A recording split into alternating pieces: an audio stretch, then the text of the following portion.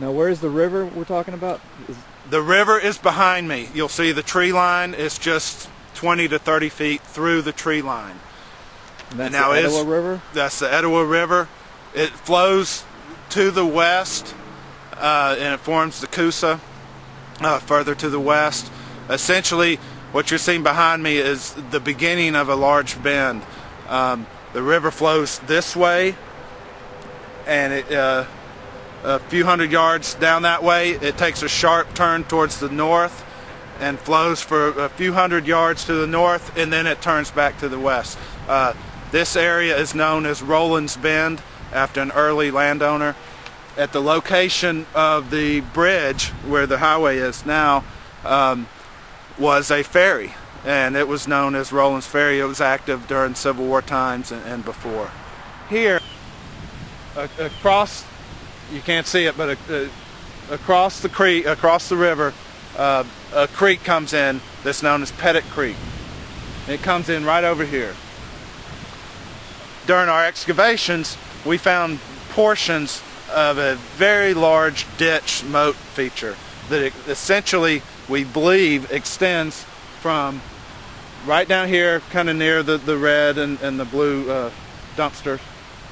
From here around, it would run through the parking lot, around those buildings, across the highway, and circle around, and essentially end where the modern day bridge is, the highway bridge is. This covers the length of about 750 meters, and it was up to 14, 20, up to 30 meters in places. Now, we've only kind of scratched the surface of it. We found it archaeologically in a few places. One of the things we're hoping to do is use ground penetrating radar and other remote sensing equipment to figure out its exact location and configuration, to see how deep it is, how wide it is, and how it functioned as well. Also, right here, about where I'm standing within the area of what we were calling the ditch, which is a very large moat type feature.